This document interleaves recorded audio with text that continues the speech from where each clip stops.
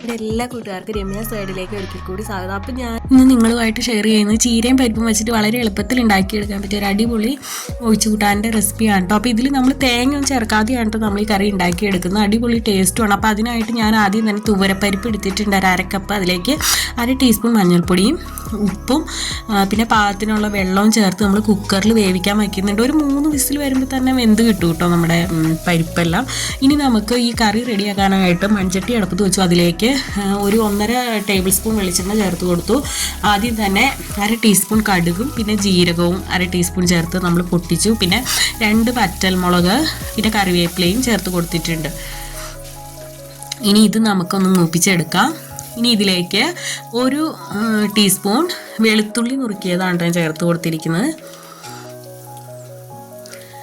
അടുത്തതായിട്ട് നമുക്ക് 1 ടീസ്പൂൺ തന്നെ ചെറിയ ഉള്ളി അരിഞ്ഞത് ചേർത്ത് കൊടുക്കാം കേട്ടോ. അപ്പോൾ ഈ ചെറിയ ഉള്ളി ചേർക്കുമ്പോൾ ഈ കറിക്ക് നല്ലൊരു ടേസ്റ്റാണ് കേട്ടോ കൂട്ടുകാരെ. അപ്പോൾ ഇത് മിസ് ചെയ്യരുത് കേട്ടോ. ഇത് നിങ്ങൾ ഉണ്ടെങ്കിൽ ചേർത്തോളൂ കേട്ടോ. അല്ലെങ്കിൽ നമുക്ക് സവാള ചേർക്കാം. അപ്പോൾ ഞാൻ പകുതി സവാള നുറുക്കിയതും കൂടെ ചേർത്ത് കൊടുക്കുന്നുണ്ട്.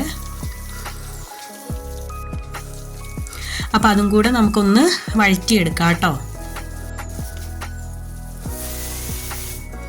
അപ്പം ഇത് വളരെ ഹെൽത്തിയും ടേസ്റ്റിയുമായിട്ടുള്ള കറിയാണ്. അപ്പം ഇതെല്ലാം മൂത്ത് വന്നിട്ടുണ്ട് കേട്ടോ. നമ്മുടെ വെളുത്തുള്ളിയും ചെറിയ ഉള്ളി സവാള എല്ലാം നന്നായിട്ട് മൂത്ത് വന്നിട്ടുണ്ട്. ഈ സമയത്ത് നമുക്ക് ഇതിലേക്ക് 1/2 ടീസ്പൂൺ മഞ്ഞൾപ്പൊടി, 1 ടീസ്പൂൺ മല്ലിപ്പൊടിയും 1 ടീസ്പൂൺ തന്നെ മുളക് പൊടിയും ചേർത്ത് കൊടുക്കാം കേട്ടോ. ഇതിപ്പോൾ ഞാൻ എരിവുള്ള മുളക് പൊടിയാണ് കേട്ടോ എടുത്തിരിക്കുന്നത്. അപ്പോൾ കൂട്ടുകാർക്ക് കാശ്മീരി മുളക് പൊടി ഏത് വേണമെങ്കിലും ചേർക്കാം കേട്ടോ. കൂട്ടുകാരുടെ എരിവിനനുസരിച്ച് എടുത്തോളൂ. ഇനി ഇത് ആ പച്ചമണം എല്ലാം മാറി പൊടികളെല്ലാം ഒന്ന് മൂത്ത് വരട്ടെ കേട്ടോ. അപ്പോൾ ഫ്ലെയിം കുറച്ച് വെച്ചിട്ട് നമ്മൾ ഒന്ന് മൂപ്പിച്ചെടുത്താൽ മതി. ഈ സമയത്ത് ഞാനിവിടെ ചുവന്ന ചീരയാണ് കേട്ടോ എടുത്തിരിക്കുന്നത്. അത് നന്നായിട്ട് കഴുകി ഇവിടെ നുറുക്കിയെടുത്ത് വെച്ചിട്ടുണ്ട്. അപ്പോൾ ഇത് കൂട്ടുകാർക്ക് പച്ചച്ചീര വെച്ചിട്ട് വേണമെങ്കിലും ഇങ്ങനെ ഉണ്ടാക്കിയെടുക്കാം കേട്ടോ. അതും നല്ല ടേസ്റ്റ് തന്നെയാണ്. അപ്പം ഇനി നമുക്ക് ഈ ചീര ചേർത്ത് നന്നായിട്ടൊന്ന് വഴറ്റി കൊടുക്കാം.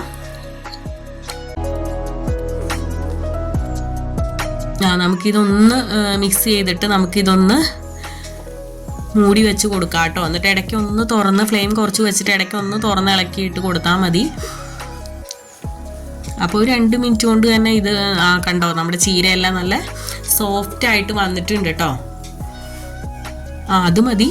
ഈ സമയത്ത് നമ്മുടെ പരിപ്പെല്ലാം നന്നായിട്ട് വെന്ത് വന്നിട്ടുണ്ട്. അപ്പോൾ അത് നമുക്ക് ആ വെള്ളത്തോടു കൂടി തന്നെ ആ പരിപ്പ് വേവിച്ച് നമുക്ക് ഇതിലേക്ക് ചീരയിലേക്ക് ചേർത്ത് കൊടുക്കാം. ഇനി എന്നിട്ട് ഇത് നന്നായിട്ടൊന്ന് മിക്സ് ചെയ്ത് കൊടുക്കാം.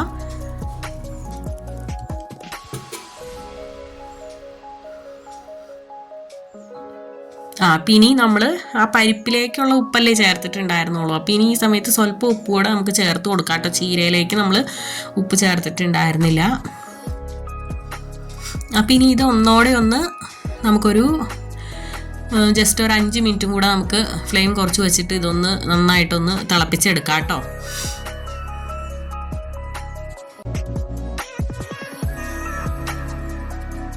ചീര കൂട്ടുകാർക്ക് അറിയാലോ പെട്ടെന്ന് തന്നെ വെന്ത് കിട്ടുന്നതല്ലേ. അപ്പോൾ നമ്മൾ ഇനി ഇതൊന്ന് മിക്സായി വന്നാൽ മതി.